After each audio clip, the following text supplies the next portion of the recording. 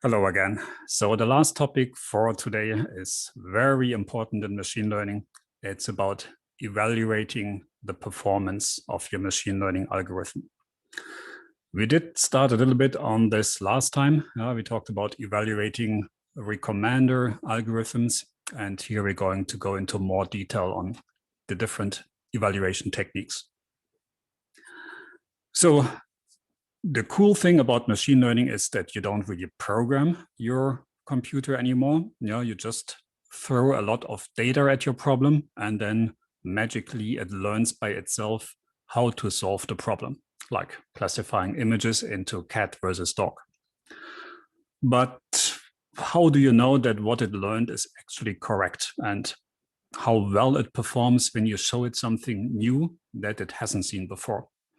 Now, if you train a self-driving car, it's good if it can drive the exact same thing it has done before, but you want to drive your car somewhere else in a new place where it hasn't been before. And then you have to know how well it performs in that circumstance. So there is a methodology behind machine learning, and you have to know the basics of this methodology to work with machine learning algorithm. So one of the first principles is that you don't just run it on the training data, the data it has seen before, it has learned on. You also have to hold back some data that is unseen. So you have to know, just like for the training data, when you do classification, what is the correct output? This is also called a gold standard because you have the correct labels, but you don't use it for training. So a typical split of training versus testing data is that you use roughly 80% of your data for training. This is what you use when you build the model. And then you hold 20% back. And when you're done with training, you're going to use this 20% set to find out how good is this algorithm. In some cases, you are splitting this training set further. You might do another 80-20 split. If you have to run some different configurations of the algorithm, some parameter tuning, you might want to have an additional split of the training and the validation step. So what's the standard methodology that you have to know and understand? Well, first, you need training data, and that's typically the expensive step. Data with examples that are correctly labeled. For example, hundreds of thousands of photos that are all labeled with cat or dog. And you all know how nowadays, when you're solving these online captures to get into web pages, that what you're actually doing is providing training data for Google to distinguish what is a traffic light versus a mailbox or whatever it's asking you these days. So now that you collected the data, you're doing the split, training and testing, and again, sometimes this validation set. Now you run your algorithm to build the model, and for some algorithms, you need this validation step to parameterize the algorithm. These are the so-called hyperparameters. When you have different ways of configuring the algorithm, for example, in k-means clustering or k-means KNN classification. K is a parameter that you set, that you provide as input. So in machine learning, this is called a hyperparameters because it's not learned by the algorithm. It's a parameter that you set as input. And then if you want to know how well it does, you can use this validation set to find out, okay, is k equals 3, k equals 5 better? You can tune the value of k with the validation set. So now you get an output. For example, for k equals 3, using the validation, you get a certain result. You can say k equals 5, you validate it, get a better result. And then you're repeating this until you're saying, okay, for my model, this seems to be the best I can do. And now when you're done with this, then you look at the test set.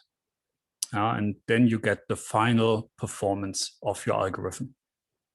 And it's a important rule that you don't look at the test set until you're done training the model. So it's not allowed to cheat, to use some data from this test set during training, because you want to know for new data that comes in that it has never seen before, how well does it do? Machine learning algorithms can learn very well on the training set. So maybe it's 90% correct, 95% correct, but this doesn't tell you anything about how well it does later on in real life on new data. So it's very important. This is the number you want to find out.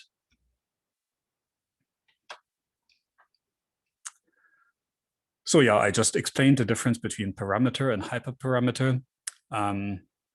Parameters is what the machine learning algorithm is learning based on the data when it's building the model, versus the hyperparameter.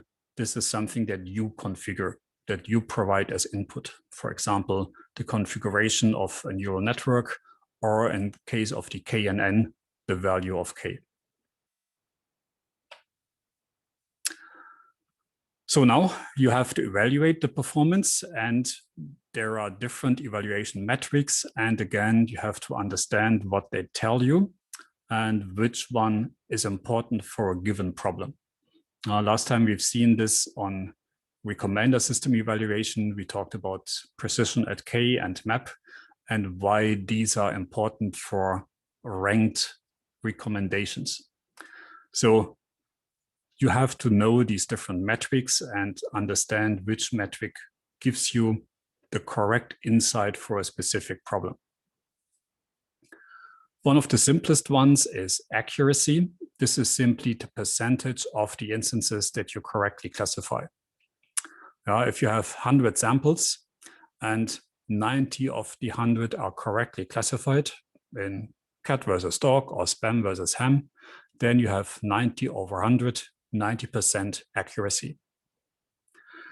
But this can be a very deceiving metric, as you'll see on the exercise we'll do. This only works well or gives you a correct interpretation of the performance if all the classes are equally important and represented. Very often, this is not the case. One class is more important than the others. Let's say you have, we talked about document analysis in the beginning, you have millions of documents, and in there you want to pick out a few ones with some important bit of information, with something about fraud or something that was specific to the document set. And then the classes are very imbalanced. Out of 1 million, maybe 100 documents fall into the fraud category, and all the others fall into the just random other documents that are not important category. And then accuracy would be very deceiving. And then you need these recall and precision metrics. Because it's convenient to have sort of a single number that you can give at the end, there is a way to combine recall and precision together, and that's the so-called F measure. It's the mean of both, but not the arithmetic mean, the harmonic mean. And usually in a class, I would explain this a bit further, but you can look at the difference of different ways of computing the mean. On Wikipedia, for example, they have a nice graphic and illustration, and you can see what the difference is between harmonic and arithmetic mean. So we sort of did this last time already, but now let's look into it a bit more formally. We want to evaluate the kind of error that a classifier can do. So we have what the model predicts. In case of two classes, we have positive and negative, like spam versus ham, cat or not cat, hot dog or not hot dog. And you want to compare the prediction against the reality. And then you have these 4 possible outcomes. This is a so-called confusion matrix, more specific, a binary confusion matrix, because you have 2 classes, like in spam or not spam. So If the model predicts positive, like spam email, and it is a spam email, it's a true positive. If the model says no spam and it wasn't a spam, then it's true negative. And so these are the two cases where you were correct. And then you can have the two error cases. Model says it was spam, but in reality it wasn't, or the other way around. Now it's very important to understand that these two errors you can do are very often not equally bad in a practical application example. So the false positive classification, this is a type 1 error, and the false negative classification is a type 2 error. And you have to know for your application which ones is more critical. If you're predicting a disease and saying, okay, this person has or doesn't have this disease, then it makes a difference if you have a large type 1 or a large type 2 error. Going back to Western philosophy, there's the saying by Voltaire, it is better to risk saving a guilty man than to condemn an innocent one. So in this interpretation, type 1 error is convict the innocent, and type 2 error, free the guilty. If you think about spam email, which error is worse in real life? Yeah, you have an email that is spam, but that ends up in your inbox and you have to read it and manually delete it. Or there was this email that wasn't spam, the message from your mother inviting you, and this message was classified as spam and you never see it. So you can see that one error in real life can be very different, type 1 from type 2 error. So you have to be aware where in this confusion matrix your errors fall and which ones you want to optimize when you train a machine learning algorithm. So now that we have these 4 numbers, we can compute these different metrics. And there are quite a few of them. The ones that we're going to look at here is accuracy, recall, precision, and the F1 score, this F measure. In the simplest case, we are giving both of them an equal weight, and then it's called the F1 score. So you can see the way it's computed here. We did recall and precision last time, and accuracy is simply the percentage of the correct over all the metrics. Again, this one here is from Wikipedia, where you can see this as a graphical visualization. You have all the samples, true negative, false negative, true positive, false positive, and precision and recall as the corresponding fraction. Now, again, to kind of warn you to not get confused, if you look into different tasks, you will see slightly different definitions of precision recall. Last time we talked it a bit differently in case of ranked retrieval, ranked recommendation. It's not that one is wrong compared to the other. You have to be aware if you look at the specific task, what you want to do, classification, retrieval, recommendation, ranking, you see some small variations of these.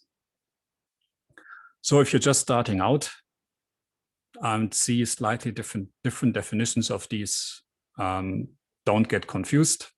I'm not telling you anything wrong.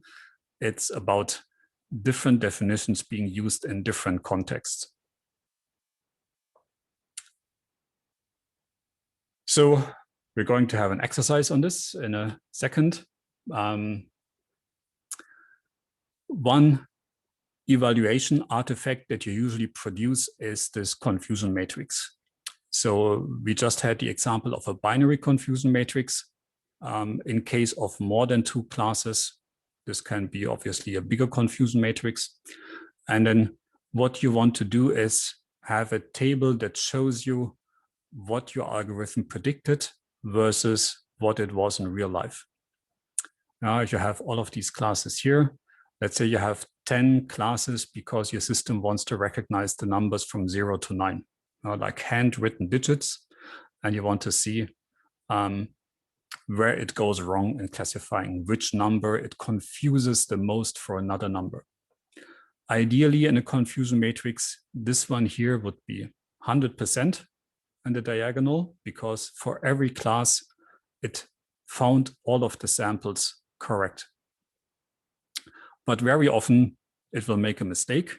And here in this confusion table, you can see which samples it classifies wrong most often.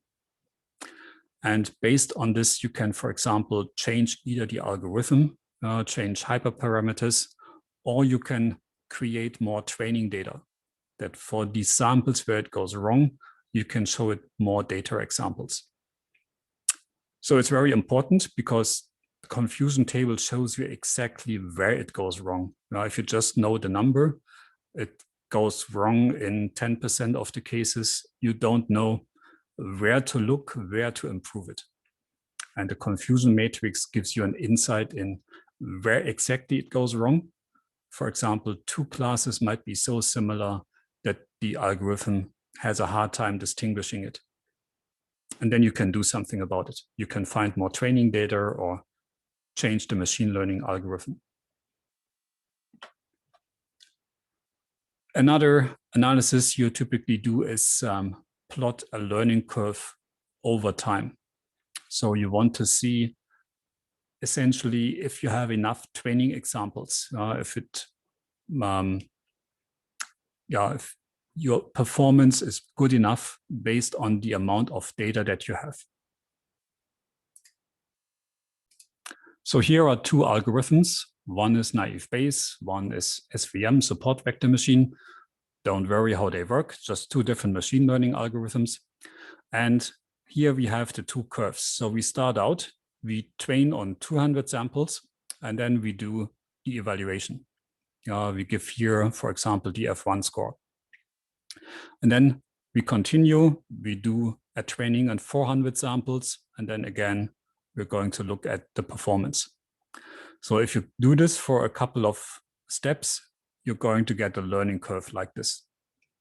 And what you can see, for example, in the beginning, if you look at the training score for this particular algorithm, it was very high, like 95%. You think, wow, I'm done, it's perfect. But if you now look at the testing data, I'll talk about what cross-validation is in more detail a bit later. For now, just imagine that this is the testing. And you can see the testing is rather low, meaning it was good on the training samples, but not good on the testing samples. This is what I explained earlier in the process, why you don't look at the testing samples. It was only good at recognizing the samples it has seen before, but not at recognizing new samples it didn't see before. So you can see here, this algorithm over time gets better and better. The performance on the training score goes down, but the performance on new data goes up. And this is really what you care about. But you can also see that kind of they converge. So at one point, there isn't much change anymore. So here you can see that most likely using this algorithm with this specific configuration, it wouldn't make sense to add more training samples because you're not going to get any better performance out of it. Likewise here the performance is slightly different. So again, you can see on the testing, it improves and improves, but then after a certain point, there's almost no improvement anymore. So again, this learning curve tells you, does it make sense for my problem to add more training data, or do I have to do something else? Do I have to switch algorithms? Do I have to use a different feature set or a different configuration? So training a machine learning algorithm is really an art. There are lots of things that can go wrong. So one examples that can go wrong are the data that you have is noisy, and your algorithm is doing either an overfitting or an underfitting. So let's look at what this means. the most common problem is that your data is noisy. Yeah, in real life, you're collecting training data. You have millions of data examples, but there is some problem in there. You have contradictory data, data with missing elements, and so on. So in the worst case here, you have data with the same input features, but contradicting output. So yeah, and if you train a machine learning algorithm on contradicting data, obviously it's not going to learn what you want it to learn. So in some cases, you have to manually clean up the data, remove the ones that are missing features, or remove the ones that are contradictory. And like I said in the very beginning of the lecture, when you do any kind of data science in real life and practice, data cleanup is going to be what you're going to spend most of the time on. This is the ugly truth about machine learning. You think this is this cool job where you play with these fancy algorithms and make cool plots, but no, what you really do most of the time is staring at data and cleaning it up. Overfitting means that your algorithm wasn't able to generalize. So it means it learned exactly the input data, but it's not able to generalize for new data. So if you look at this example here, you have blue versus red, spam versus ham, hot dog versus not hot dog. So what you would like to learn is a curve that sort of generalizes. And you can see that this curve here isn't perfect because there are some samples on one side and some samples on the other side. So an algorithm that does overfitting, it would learn exactly the data points like it did here. But you can see what happens now. Let's say you get a new blue sample like here. With the overfitting algorithm, it would be classified as red because it learned exactly this outlier sample here. And same for the blue one. It learned if a new sample comes in here, it has to be blue. But in testing, most likely this is going to be wrong because these are just some outliers. So it's going to have a low testing score. It's going to be overfitting. And this means it doesn't generalize to new data, which is what you want the machine learning algorithm to be able to do. In the worst case, this is rote learning, meaning it learns exactly the data that you gave it, but it really can't generalize to new data. Yeah, this is like if you go into a test, you learned exactly the numbers on the worksheet. You know how to do these perfectly, but if I change a few numbers in there, suddenly you can't do it at all. You don't know how to solve it, even though I just changed some numbers or some columns. You were not able to generalize. You don't know how to apply the solution to a slightly different problem. So in this case, you can see this because your training error is low. You get 90%, 95%, or even more in training. You think you're doing really well. But now when you run it on testing data, your error is really high. The opposite of overfitting is underfitting, where basically your algorithm isn't sophisticated enough to separate the data. So here, for example, you have a complex shape, but you're trying to fit it with a simple straight line. And then basically no matter where you put it, there is no way you can split with one line these samples into two classes that gives you a good performance. So essentially, well, it can have underfitting can have two causes. You don't have enough data. You are under training the model, or the model is not sophisticated enough for the data. So you're trying to use a model that is too simple for the problem that you want to learn. So in this case, both your training error and your testing error is going to be high. And you have to figure out why this is the case. Either you don't have enough data to train your model, or the model itself isn't sophisticated enough. As an example, let's say you want to train a classifier based on a number of input features that can distinguish what kind of animal do we have. So you have these features here, and you want to find out based on has hair, has scales, lives in water. What is it? Is it a dog, a cat, a whale? And you can see for some of these here, like cat versus dog, these input features aren't enough. Both cat and dog have hair. They don't fly. They don't live in water. So here, your data is simply, your model is simply too simple to be able to distinguish. And no matter how many dog or cat samples you have, if you're just using these features here, you're never going to learn how to distinguish these two from each other.